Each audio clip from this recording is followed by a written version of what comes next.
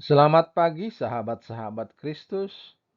Tema saat teduh pagi ini adalah tidak ada kutukan. Bacaan Alkitab terambil dari kitab Roma pasal 7 ayat 15 sampai 25 yang berbunyi demikian. Sebab apa yang aku perbuat aku tidak tahu, karena bukan apa yang aku kehendaki yang aku perbuat, tetapi apa yang aku benci, itulah yang aku perbuat.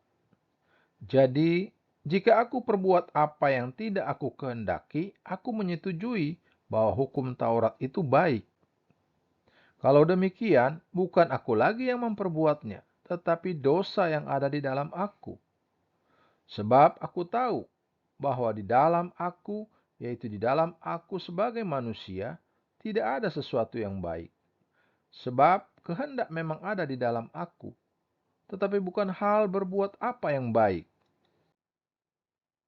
Sebab bukan apa yang aku kehendaki yaitu yang baik yang aku perbuat, melainkan apa yang tidak aku kehendaki yaitu yang jahat yang aku perbuat. Jadi, jika aku berbuat apa yang tidak aku kehendaki, maka bukan lagi aku yang memperbuatnya, tetapi dosa yang diam di dalam aku.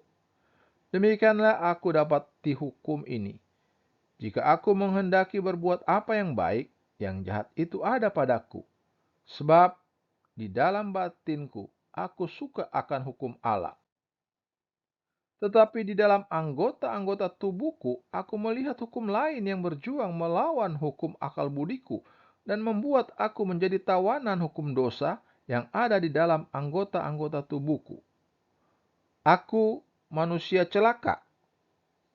Siapakah yang akan melepaskan aku dari tubuh maut ini? Syukur kepada Allah oleh Yesus Kristus Tuhan kita. Jadi, dengan akal budiku aku melayani hukum Allah, tetapi dengan tubuh insaniku aku melayani hukum dosa. Sahabat-sahabat Kristus, ayat hafalan pagi ini terambil dari kitab Injil Yohanes pasal 3 ayat 36 yang berbunyi, "Barang siapa percaya kepada Anak, ia beroleh hidup yang kekal. Tetapi barang siapa tidak taat kepada Anak, ia tidak akan melihat hidup, melainkan murka Allah tetap ada di atasnya." Kita semua dapat memahami dilema Paulus dalam bacaan hari ini. Ayat-ayat dalam bacaan kita pagi ini menggambarkan pergumulan internal kita melawan dosa, bahkan setelah keselamatan.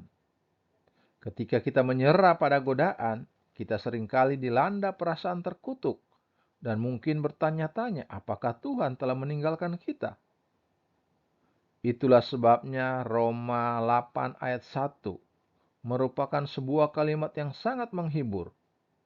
Sebab itu, sekarang tidak ada penghukuman atau kutukan sama sekali bagi mereka yang ada di dalam Kristus Yesus.